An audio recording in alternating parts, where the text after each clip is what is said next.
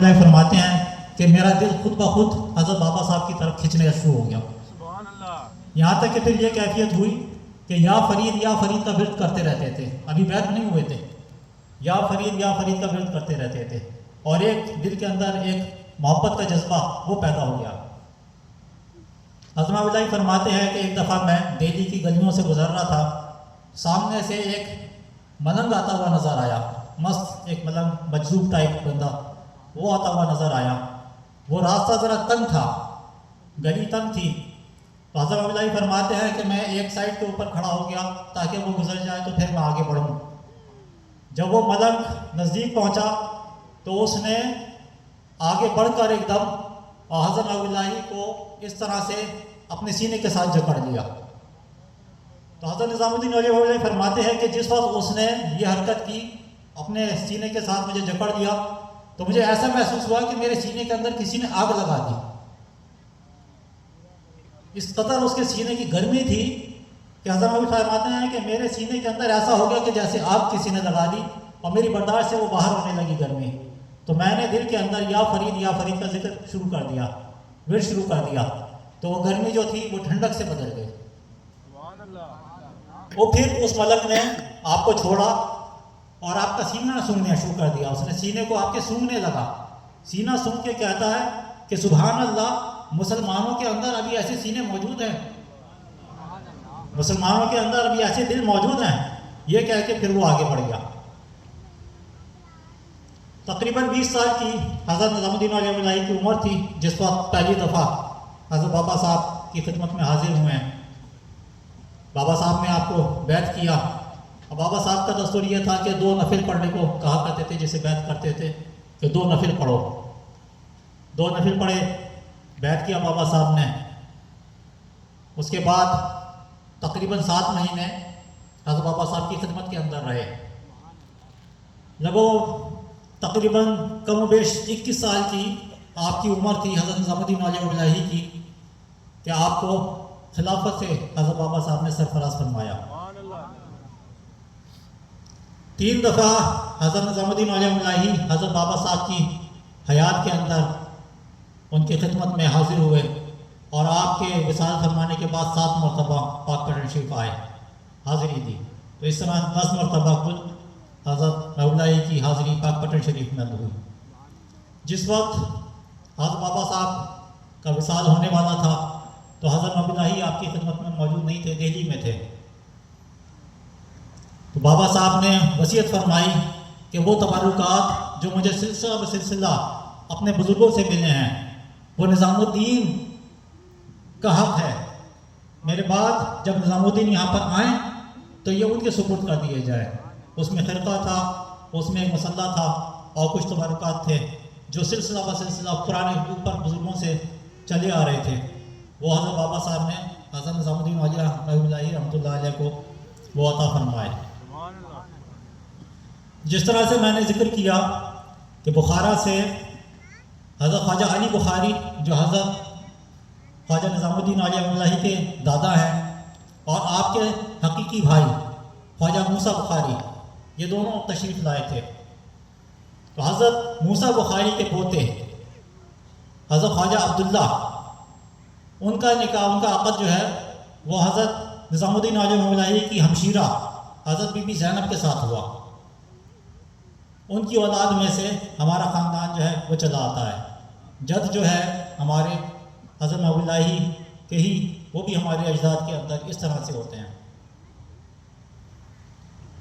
اب جہاں پر حضرت نظام الدین اولیاء اللہ کا تذکرہ ہوا ہے وہاں پر حضرت امیر خسرو کا تذکرہ نہ ہو تو بات ادھوری رہ جاتی ہے.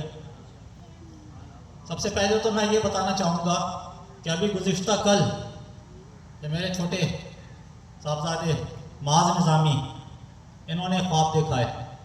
وہ خواب میں آپ کے سامنے پیش کرنا چاہوں گا. اسے یہ دیکھیں کہ یہ جو نسبت ہوتی ہے, یہ سارے معاملات جو ہوتے ہیں روحانیت کے, یہ نسبت کے اوپر چلتے ہیں. نسبت بہت بڑی چیز ہوتی ہے. اس نسبت کو آپ سمجھیں اور اس کو جاننے کی کوشش کریں. انہوں نے خواب میں دیکھا کہ یہ اپنی والدہ سے کہہ رہے ہیں کہ اس قریب آ رہا ہے, حضرت امیر خسرو کو یہاں پر بلانا چاہیے, دعوت دینی چاہیے. تو ان کی والدہ انہیں کہتی ہیں، جواب دیتی ہیں کہ حضرت امیر خسرو تو بہت مصروف ہیں، ان کو اس طرح سے نہیں بلایا جا سکتا۔ پھر وہ ایک پرچہ نکالتی ہیں، سفید کاغذ ہوتا ہے، اس کاغذ کے اوپر گول گول دائرے بنے ہوتے ہیں، ان میں سے کچھ دائروں کے اوپر ٹک کا نشان لگا ہوا ہوتا ہے۔ وہ کہتی ہیں کہ دیکھو یہ وہ دن ہے جن میں حضرت خواجہ امیر خسرو رحمۃ اللہ علیہ تشریف لا سکتے ہیں، ورنہ ان کی مصروفیت بہت زیادہ ہے، وہ اس طرح سے نہیں آتے وہ۔ تو یہ کچھ افسردہ ہوتے ہیں۔ خیر وہ بات وہاں پہ والدہ کے ساتھ ختم ہو جاتی ہے۔ اب یہ بتاتے ہیں کہ میں دیکھتا ہوں کہ میں اور یہ دونوں معیز الدین اور معاذ کہنے کے باہر آتے ہیں ہم گھر سے، یہی گھر ہے، گھر سے جب باہر آتے ہیں تو جب ذکر خانے کے سامنے پہنچتے ہیں تو وہاں پہ دیکھتے ہیں کہ حضرت خواجہ امیر خسرو تشریف لا رہے ہیں۔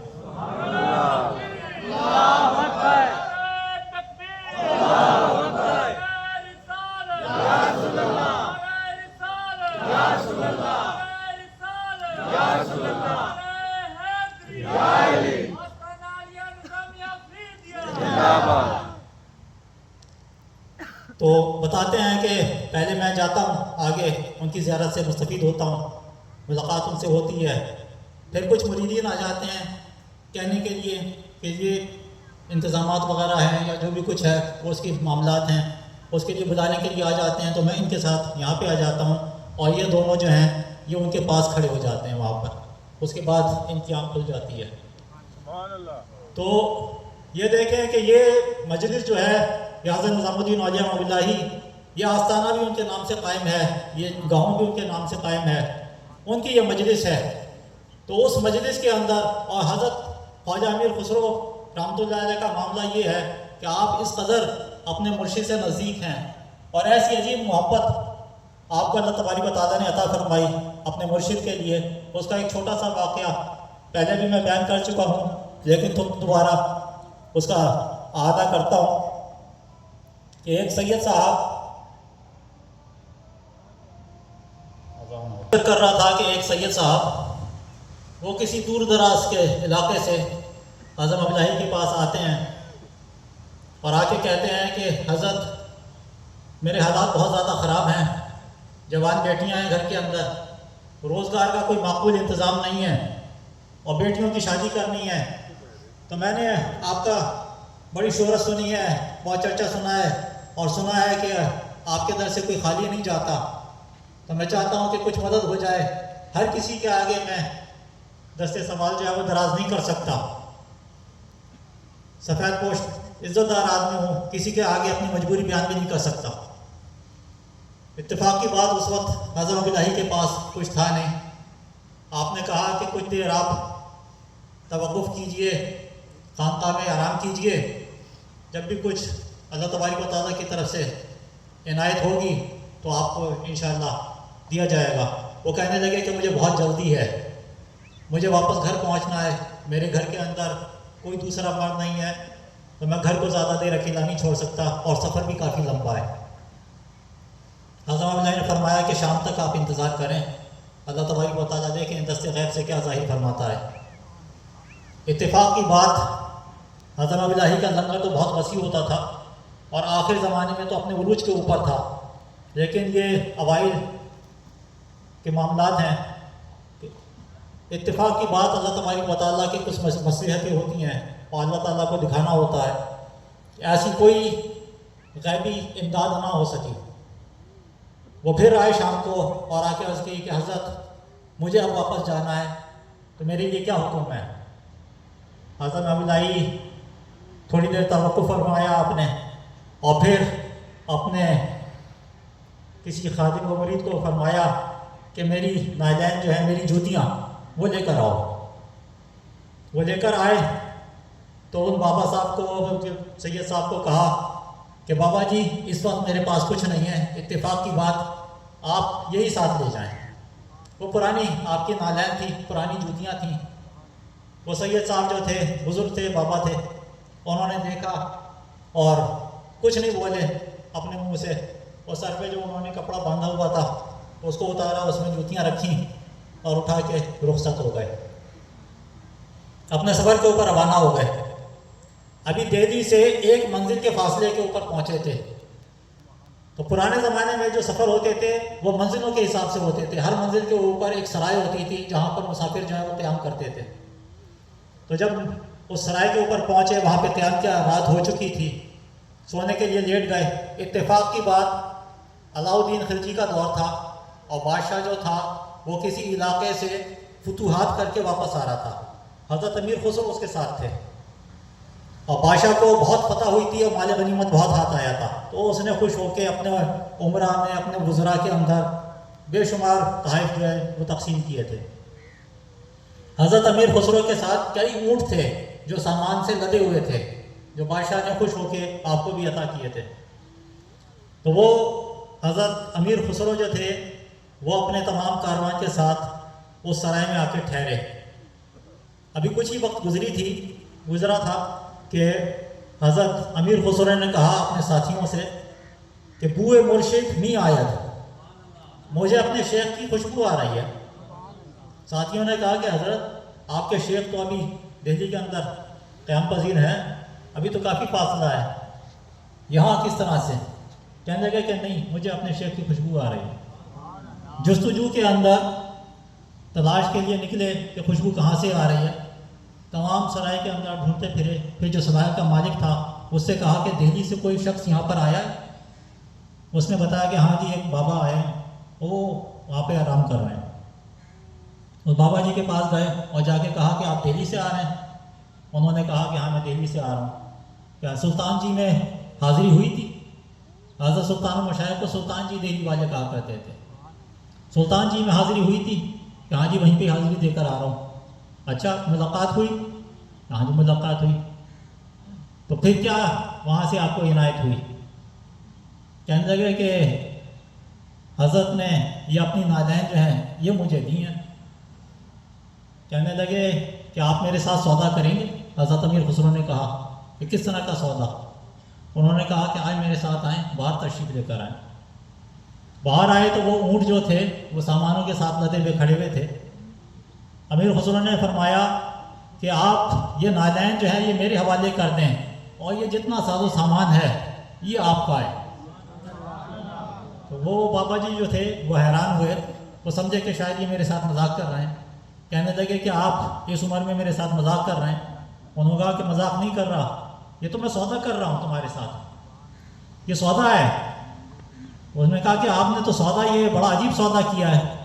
تو کہنے لگے کہ نہیں, یہ سودا تو میرے لیے بہت سستا سودا ہے, تو آپ یہ تمام ساز و سامان قبول کریں اور یہ نالین جو ہے مجھے دے دیں. وہ بابا جی نے وہ نالین حضرت امیر خسرو کے حوالے کیے اور پھر صبح کو وہ اپنی راہ کے اوپر روانہ ہو گئے اور حضرت امیر خسرو وہ نالین اپنی پگڑی کے اندر لپیٹ کے دہلی کے لیے روانہ ہو گئے. دہلی جب حضرت محمد علی کی خدمت میں پہنچے تو اسی طرح سے نالین جو تھی وہ آپ کی پگڑی کے اندر وہ چھپائی بھی تھی آپ نے. تو جس وقت حضرت محمد علی کی نظر حضرت امیر خسرو کے اوپر پڑی وہ آپ خوش ہوئے. حضرت امیر خسرو نے سلام عرض کیا, قدم بوسی کی.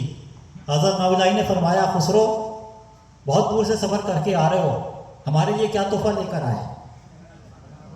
ہمارے لیے کیا تحفہ لے کر آئے؟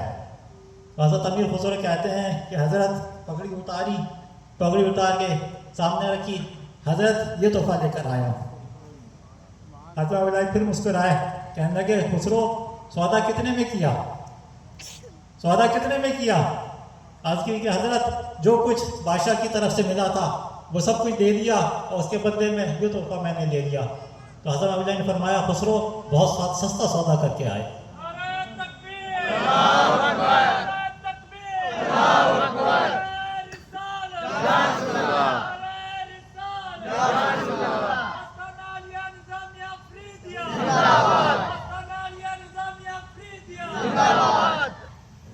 تو یہ دل کے معاملات ہیں, یہ عقیدت کے معاملات ہیں, یہ نسبت کے معاملات ہیں. اس کو اہل نسبت ہی سمجھ سکتے ہیں.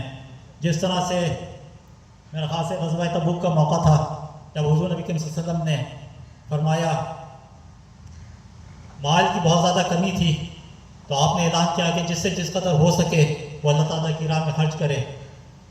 تو حضرت عمر نے فرمایا, کہتے ہیں کہ میں سوچا کہ آج ایسا دن ہے کہ میں ابو بکر کے اوپر سب تک لے جاؤں گا, اتنی میں خدمت کروں گا اپنے مال کے ساتھ کہ میں ابو بکر کے اوپر صدقت لے جاؤں گا. تو وہ مال لے کر آئے اپنا. حضور نبی صلی اللہ علیہ وسلم نے فرمایا عمر کیا لے کر آئے؟ عرض کی کہ یا رسول اللہ اپنے گھر کا آدھا مال جو ہے وہ لے کر آ گیا ہوں اور گھر والوں کے لیے آدھا مال چھوڑ کر آ گیا ہوں. حضور نبی صلی اللہ علیہ وسلم خوش ہوئے. تھوڑی دیر کے بعد حضرت ابوبکر صدیق رضی اللہ عنہ آئے, اپنا مال اپنا سامان لے کر آئے. حضور نبی صلی اللہ علیہ وسلم نے پوچھا کہ ابو بکر کیا لے کر آئے؟ کہنے لگے یا رسول اللہ جو کچھ میرے پاس تھا سب آپ کی خدمت میں لے کر آ گیا, سب آپ کی خدمت میں لے کر آ گیا. اور اس وقت آپ کے جو آپ نے کرتا پہنا ہوا تھا اس پہ کہتے ہیں کہ کہیں سے وہ پھٹا ہوا تھا تو اس کے اوپر ببول کے کانٹے وہ آپ نے لگا رکھے تھے. تو اس وقت حضور صلی اللہ علیہ وسلم نے پوچھا کہ ابو بکر گھر والوں کے لیے کیا چھوڑ کر آئے؟ جب سب کچھ یہاں پر لے کر آ گئے ہو تو گھر والوں کے لیے کیا چیز چھوڑ کر آئے؟ تو آج یہ کہ گھر والوں کے لیے اللہ اور اللہ کا رسول چھوڑ کر آئے.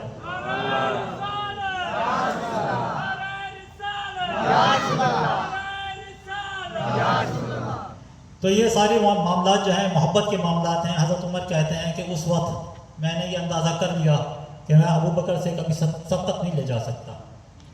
خیر کے کاموں میں ابو بکر مجھ سے بہت آگے ہیں. تو جہاں تک حضور نبی صلی اللہ علیہ وسلم کا معاملہ ہے, اللہ تبارک و تعالیٰ کی بات, آپ کی اللہ تعالیٰ کی شان تو بہت بلند ہے.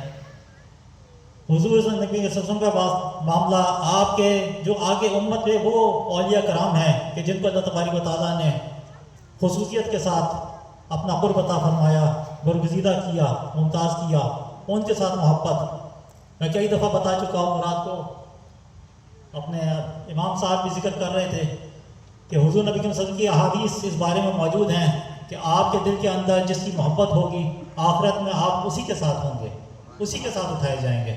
اپنے دلوں کو حضور نبی صلی اللہ علیہ وسلم کی محبت کے ساتھ اور ان لوگوں کی محبت کے ساتھ کہ جو حضور کے ساتھ وابستہ ہیں, اللہ تعالیٰ کے ساتھ وابستہ ہیں, ان کی محبت کے ساتھ اپنے دلوں کو آباد رکھیں. اللہ تعالیٰ ہم سب کو عمل کی توفیق عطا فرمائے. نعرہ تکبیر، اللہ اکبر.